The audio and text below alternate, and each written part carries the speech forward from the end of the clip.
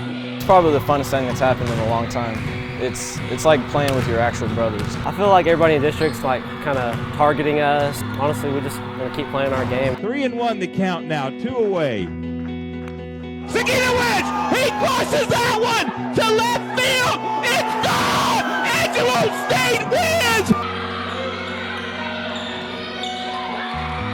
For us to just come back and play well after as bad as it was in Very Best, that says a lot about our group and what we can overcome. And finishing an undefeated home season is pretty special. That was a goal of ours. Do you want to be a group or do you want to be a team? And they chose team. And so every time we break out, we choose team every time. As the Lady Falcons win 27-25 to advance to the state tournament for the first time in program history. From the Swiftettes win 43-23, Lady Falcons season comes to an end. We're going to cherish this. We're going to cherish these last few days together. And wish we could have played one more game, but I'm very happy and thankful for the time that I got to spend with this group.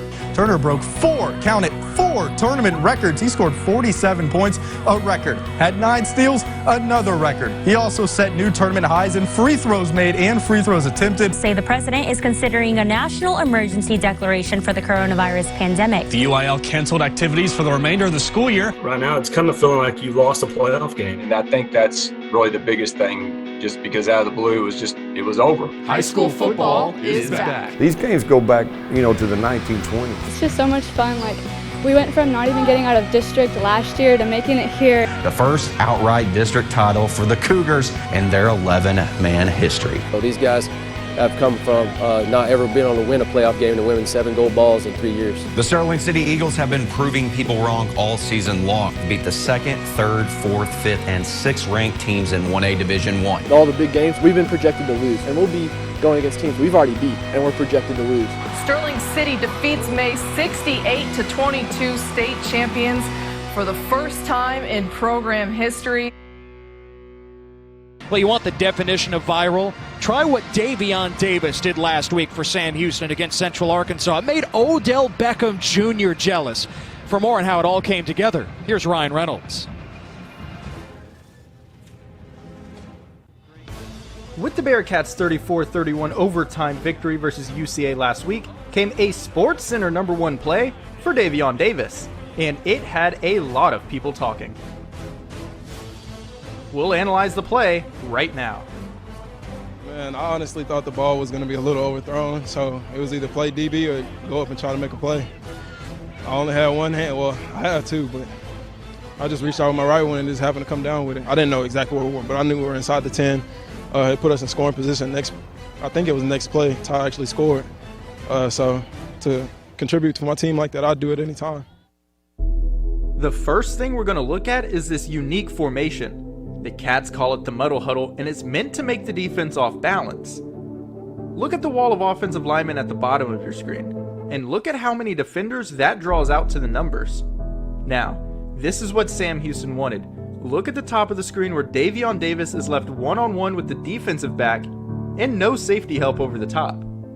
Quarterback Ty Brock reads that there's no safety help, and he has a 50-50 ball on the outside with one of the most talented receivers in the nation. So what does he do? He takes the chance and throws it up.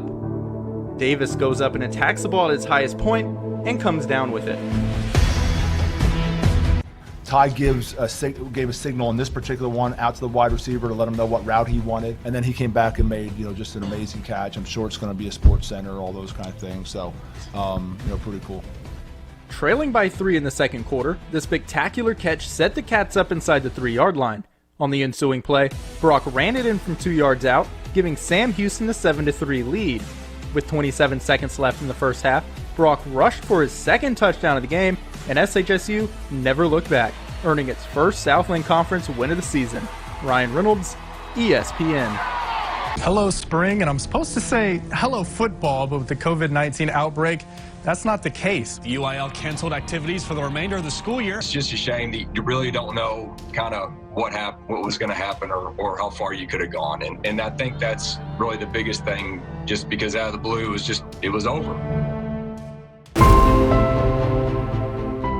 Bobcats took a 35-21 lead into the break, and they're moving on to the area round for the first time since 2017. Wall wins it 20-14 in OT. They'll face Bushland in the area round. These guys have come from not ever been able to win a playoff game and women 7 gold balls in 3 years. State champs! It's almost felt not real, everything that we've gone through this year. We went from not even getting out of district last year to making it here.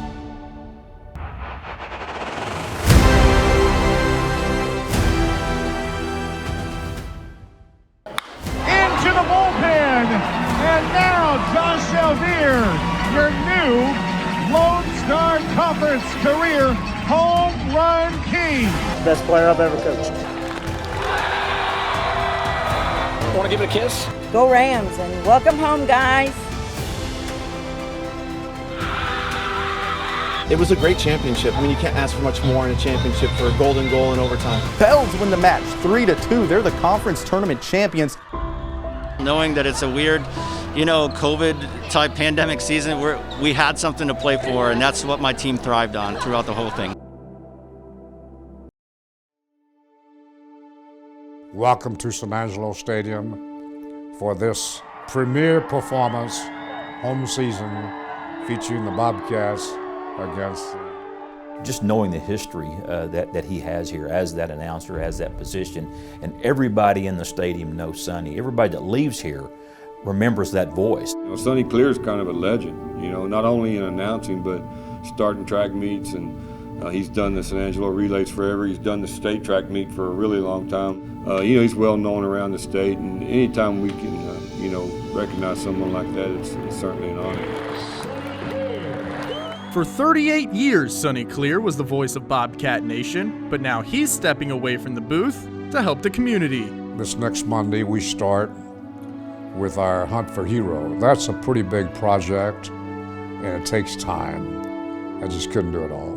Upsets and dominant performances fill Cleare's scrapbook of Central memories, but at the centerfold is a game he'll remember forever, and that's the 2014 bi-district playoff game against Arlington Bowie, when the Bobcats overcame a 21-point fourth-quarter deficit to win in double overtime 55-52.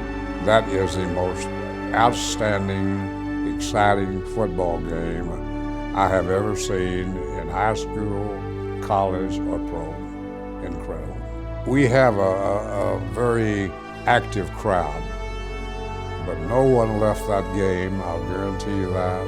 It's an end of an era for Central, and although Cleere is turning off his microphone, he has one final message to former, present, and future Central student athletes.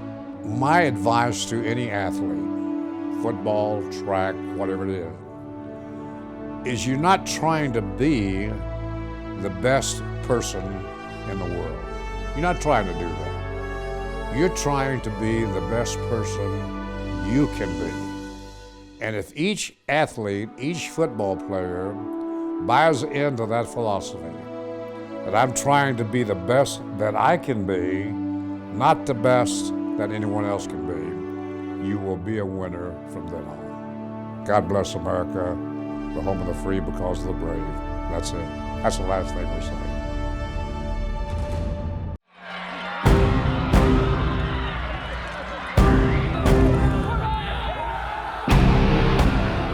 All the hard work finally paid off, and we're going to Dallas. It hasn't hit me. I don't think it'll hit me till we step on the field. I honestly didn't think this was going to happen. Like, it's mind-blowing. They're the type of kids, if you ask them to run through a brick wall, they're gonna try, and if they don't succeed, they're gonna get up and do it again until you tell them, hey, you're not gonna run through the brick wall. I think they're a lot like us. They're not going to try and reinvent the wheel and do something totally different at this point in the season. They're gonna be bringing their A game, for sure.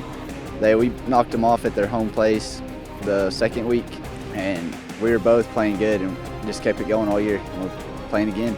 You get out there in a big stadium like that and from a huge crowd, and the thing that matters is what you do on the field and having fun playing with your teammates. I think if they will do that and realize that early in the game or at the start of the game, that it will be very beneficial for them. The biggest thing is go out there and have fun.